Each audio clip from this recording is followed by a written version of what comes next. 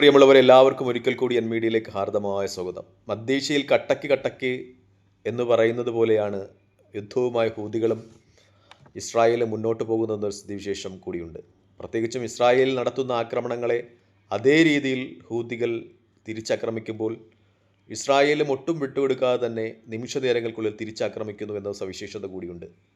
ഇന്നലെ അഷ്കലോൺ അതുപോലെ ടെല്ലബീവ് പ്രദേശങ്ങളിലേക്ക് ഹൂതികളുടെ മിസൈൽ ആക്രമണം ഉണ്ടായിരുന്നു.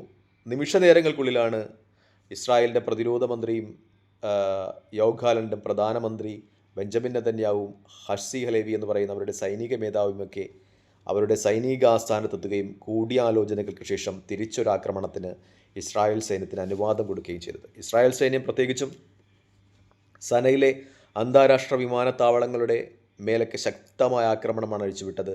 അതിൻ്റെ കൺട്രോൾ സംവിധാനങ്ങൾ തകർത്തിട്ടുണ്ട്. ഇനി ഒരുപക്ഷേ സനയിലെ അന്താരാഷ്ട്ര വിമാനത്താവളത്തിൻ്റെ പ്രവർത്തനം അത് താൽക്കാലികമായല്ലെങ്കിലും നിർത്തിവെച്ചേക്കേണ്ടി വരും എന്ന രീതിയിലുള്ള റിപ്പോർട്ടുകളൊക്കെ പുറത്തു വന്നിട്ടുണ്ടായിരുന്നു. അതുപോലെ തന്നെ വേൾഡ് ഹെൽത്ത് ഓർഗനൈസേഷൻ്റെ മേധാവി അവിടെ ഉണ്ടായിരുന്നു. അദ്ദേഹവും ഇസ്രായേലിൻ്റെ ആക്രമണത്തിൽ നിന്ന് തലനാരിഴയ്ക്കാണ് രക്ഷപ്പെട്ടത് എന്ന രീതിയിലുള്ള റിപ്പോർട്ടുകളും പുറത്തു വന്നിട്ടുണ്ടായിരുന്നു. അതുപോലെ ഹുദൈദയിലെ യമൻ്റെ തുറമുഖ നഗരവും ആക്രമിക്കപ്പെട്ടു. അവിടെ ഉണ്ടായിരുന്ന സംഭരണശാലകളും ആക്രമണത്തിൽ തകർന്നു എന്ന രീതിയിലുള്ള റിപ്പോർട്ടുകളും പുറത്തു വരുന്നുണ്ടായിരുന്നു. പ്രത്യേകിച്ചും യമൻ ഇത്തരം വ്യോമ ആക്രമണങ്ങൾ തകർക്കുവാനുള്ള പ്രതിരോധ സംവിധാനങ്ങൾ ഇല്ല എന്നതാണ് ഇസ്രായേലിന് അവിടെ ഒരു ഏകപക്ഷീയമായ ആക്രമണം നടത്തുവാൻ സഹായകമാകുന്നത് എന്ന രീതിയിലൊക്കെ റിപ്പോർട്ടുകളുണ്ട്. പക്ഷേ മിക്കപ്പോഴും ബാലസ്റ്റിക് ഹൈപ്പർസോണിക് മിസൈലുകൾ യമൻ്റെ വിമത വിഭാഗമായ ഹൂതികളുടെ കയ്യിലുണ്ട്.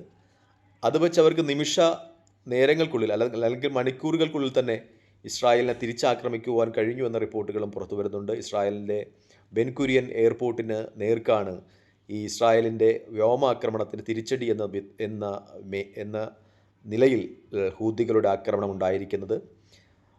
ബെൻകുരിയൻ എയർപോർട്ടിന് നേരെ വന്ന മിസൈൽസ് അത് ഇസ്രായേലിൻ്റെ പ്രതിരോധ സംവിധാനങ്ങൾക്ക് അയൺ ഡോമുകൾക്ക് തടഞ്ഞു നിർത്തുവാൻ കഴിഞ്ഞു എന്ന രീതിയിലൊക്കെ ഇസ്രായേൽ പ്രതികരിക്കുന്നുണ്ട്. പക്ഷേ 18ഓളം പേർക്ക് അത് പരിക്ക് പകർന്നു നൽകിയെന്ന രീതിയിലുള്ള റിപ്പോർട്ടുകളും പുറത്തു വരുന്നുണ്ട്. പ്രത്യേകിച്ചും ബങ്കറുകളിലേക്ക് ഓടുന്നതിലുള്ള തിക്കിലും തിരക്കിലും പെട്ട് ആണ് ഇത്തരം ആളുകൾക്ക് പരിക്കേറ്റത് എന്ന റിപ്പോർട്ടുണ്ട്. പ്രത്യേകിച്ചും ഇസ്രായേൽ ഡിഫൻസ് ഫോഴ്സിൻ്റെ സാമൂഹ്യ മാധ്യമ ഇടങ്ങളിലൊക്കെ ഏകദേശം 4 ലക്ഷത്തിൽ പരം ആളുകളെ ബങ്കറുകളിലേക്ക് മാറ്റേണ്ടി വന്നു എന്ന അവരുടെ എക്സ് പേജുകളിലൊക്കെ റിപ്പോർട്ടും ചെയ്യുന്നുണ്ട്. അപ്പോൾ ഹൂതികളുടെ ഭാഗത്തു നിന്നും ശക്തമായ ഒരു ആക്രമണം നടക്കുന്നു എന്ന രീതിയിലുള്ള റിപ്പോർട്ടുകളും ഒക്കെ പുറത്തു വരുന്നുണ്ട്. പ്രത്യേകിച്ചും മിസൈൽ പ്രതിരോധ സംവിധാനങ്ങളും അതുപോലുള്ള പ്രതിരോധ സംവിധാനങ്ങളും യമൻ്റെ കയ്യിൽ ഇല്ലെങ്കിൽ പോലും യമന് ആയുധങ്ങൾ ശക്തമായി സൂക്ഷിച്ചു വയ്ക്കുവാൻ കഴിയുന്നു എന്നൊരു പ്രത്യേകത കൂടിയുണ്ട്. പ്രത്യേകിച്ചും ആ രാജ്യത്തിൻ്റെ ഭൂപ്രകൃതി മലമടക്കുകളും പർവ്വതനിരകളും നിറഞ്ഞ യമൻ്റെ ഭൂപ്രകൃതി ആയുധങ്ങൾ ഇസ്രായേലിൻ്റെയും അമേരിക്കയുടെയും ഒക്കെ ചാരക്കണ്ണുകളിൽ പെടാതെ തടഞ്ഞു വെക്കുന്നത് അല്ലെങ്കിൽ ഒളിപ്പിച്ചു വെൽപ്പിക്കുന്നതിന് സഹായകമാകുമെന്ന രീതിയിലുള്ള റിപ്പോർട്ടുകളൊക്കെ പുറത്തു വരുന്നുകൊണ്ടിരിക്കുകയാണ്. മറ്റൊന്നുകൂടിയുണ്ട്. ഇസ്രായേൽ ഈ രംഗത്ത് പ്രവർത്തിച്ച ഒരു ഡിപ്ലോമസി ഉണ്ട്. കാരണം കൂടുതൽ ശക്തരായ ഹിസ്ബുള്ളയുമായിട്ട് ഒരു വെടിനിർത്തൽ കരാറിന് ഒറ്റ ദിവസം കൊണ്ട് തീരുമാനിക്കുന്നു. ശക്തമായ ആക്രമണം ഇസ്രായേലിന് പകർന്നു നൽകിയത് ഹിസ്ബുള്ളയായിരുന്നു. കാരണം ഹിസ്ബുള്ളയുമായിട്ട് നേരത്തെയും ഇസ്രായേൽ 2004 അതുപോലെ 2016 ലെബനനിൽ കടന്നു കയറി ഹിസ്ബുള്ളയുടെ കയ്യിൽ നിന്ന് നല്ല പ്രഹരം ഏറ്റുവാങ്ങി. അവിടെ നിന്ന് തന്ത്രപരമായ പിന്മാറ്റം എന്ന പേരിൽ ഇസ്രായേൽ പിന്മാറിയതാണ്. ഇസ്രായേൽ അത് തന്ത്രപരമായ പിന്മാറ്റം എന്ന് പറഞ്ഞിരുന്നുവെങ്കിലും ലോകമാധ്യമങ്ങൾക്ക് അത് ഇസ്രായേലിൻ്റെ ഒരു പരാജയമായി തന്നെയാണ് വിലയിരുത്തിയത്.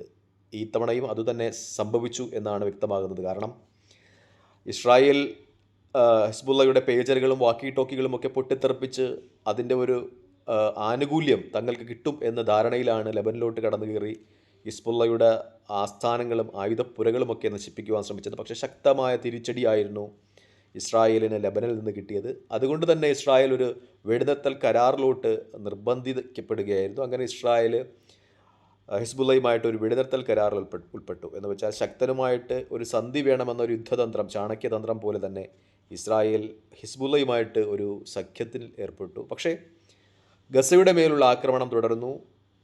ഹൂതികൾക്ക് നേരെയും ഇപ്പോൾ ആക്രമണം തുടരുകയാണ്. താരതമ്യേന ശക്തരായ ഹിസ്ബുള്ളയുമായിട്ട് ഇസ്രായേൽ ഒരു കരാറിൽ ഉൾപ്പെടുന്നതോടൊപ്പം തന്നെ ഗസയിൽ ആക്രമണം ഇസ്രായേൽ തുടരുകയും ചെയ്യുകയാണ്. പക്ഷേ ഗസയിലും അൽ ഖസാം ബ്രിഗേഡിൻ്റെ കയ്യിൽ നിന്നൊക്കെ ഇസ്രായേലിന് ശക്തമായ പ്രഹരങ്ങൾ ഏൽക്കുന്നു എന്ന രീതിയിൽ തന്നെയാണ് റിപ്പോർട്ടുകൾ. ഇന്നും ഇന്നലെയുമാക്കിയിട്ട് സൈനിക റാങ്കിലുള്ള ഒരുപാട് ആളുകൾ ഇസ്രായേലി പട്ടാളക്കാർ കൊല ചെയ്യപ്പെട്ടു. പക്ഷേ ഇസ്രായേൽ ലക്ഷ്യമാക്കുന്നത് മിക്കപ്പോഴും ജനവാസ കേന്ദ്രങ്ങളാണ് എന്നൊരു ധാരണ കൂടി നിലനിൽക്കുന്നുണ്ട്. 45-ലധികം പേർ ഇന്നലെയും കൊല ചെയ്യപ്പെട്ടു. അതിൽ 5 പേർ വാർത്താമാധ്യമങ്ങളുമായി ബന്ധപ്പെട്ട് പ്രവർത്തിക്കുന്ന ആളുകൾ എന്ന രീതിയിലൊക്കെ റിപ്പോർട്ട് വരുന്നു. പ്രത്യേകിച്ചും ജേർണലിസ്റ്റുകൾ അല്ലെങ്കിൽ പത്ര റിപ്പോർട്ടുകൾ വരെ ഇതിൽ കൊല ചെയ്യപ്പെടുന്നു എന്നൊരു കാര്യം കൂടി ഈ കാര്യത്തിൽ നമ്മൾ ചേർത്ത് വയ്ക്കേണ്ടതുണ്ട് എന്നത് യാഥാർത്ഥ്യമാണ്. എന്തായാലും യുദ്ധം അതിൻ്റെ വിവിധ തലങ്ങളിലേക്ക് കടക്കുകയാണ്. ഹിസ്ബുള്ള ഏകദേശം നിശ്ചലമായിട്ടുണ്ടെങ്കിലും, അവർ ഈ കരാറിൻ്റെ ഭാഗമായിട്ട് നിശ്ചലമായിട്ടുണ്ടെങ്കിലും, ഹമാസും അതുപോലെ അവരുടെ സൈനിക വിഭാഗമായ അൽ ഖസാം ബ്രിഗേഡും ഹൂതികളും ഈ രംഗത്ത് ശക്തമായി നിലയുറപ്പിച്ചിട്ടുണ്ട്. അവർ ഇസ്രായേലിന് ശക്തമായ തിരിച്ചടികൾ കൊടുക്കുന്നുണ്ട് എന്ന് തന്നെയാണ് വ്യക്തമാകുന്നത്. പക്ഷേ ഫലസ്തീൻ എന്ന് പറയുന്ന രാജ്യത്തിൻ്റെ വിമോചനം, ഞാൻ എല്ലാ വീഡിയോകളിലും പറയുന്നത് പോലെ, അത് എന്തായാലും കുറച്ചുകൂടി കാത്തിരുന്നായാലും അത് സംഭവിക്കും എന്ന് തന്നെയാണ് അന്താരാഷ്ട്ര തലങ്ങളിലെ ഇടപെടലുകളൊക്കെ വ്യക്തമാകുന്നത്. കാരണം അല്ലെങ്കിൽ അന്താരാഷ്ട്ര സമൂഹം ആ രാജ്യത്തോട് ചെയ്യുന്ന വലിയ ക്രൂരതയായിരിക്കും. പതിറ്റാണ്ടുകളായിട്ട് ഇസ്രായേൽ എന്ന് പറയുന്ന രാജ്യം തീരുമാനിക്കുന്നതനുസരിച്ച് മാത്രം സഞ്ചാര സ്വാതന്ത്ര്യം പോലും അനുവദിക്കപ്പെട്ട ഒരു രാജ്യത്തോട് ലോകസമൂഹം ചെയ്യുന്ന ക്രൂരതയായിരിക്കുമെന്നാണ് എൻ്റെ വിശ്വാസവും വിലയിരുത്തലും. ആ രാജ്യം ഇത്ര പെട്ടെന്ന് സ്വതന്ത്രമാകട്ടെ, ഫലസ്തീനിലെ ജനതയ്ക്ക് സ്വാതന്ത്ര്യത്തിൻ്റെ ശുദ്ധവായു ശ്വസിക്കുവാൻ കഴിയട്ടെ എന്ന പ്രാർത്ഥനയോടെ തൽക്കാലം വിടവാങ്ങുന്നു. നന്ദി, നമസ്കാരം ചെയ്യുന്നത്. വീഡിയോ ഇഷ്ടപ്പെടുന്നുണ്ടെങ്കിൽ ലൈക്ക് ചെയ്യുക, ഷെയർ ചെയ്യുക, കമൻറ്റ് ചെയ്യുക. മറ്റൊരു വീഡിയോയുമായി കാണുന്നവരെ പ്രാർത്ഥനയിൽ ഉൾപ്പെടുത്തുക. ദയവായി വീഡിയോ സബ്സ്ക്രൈബ് ചെയ്യുക.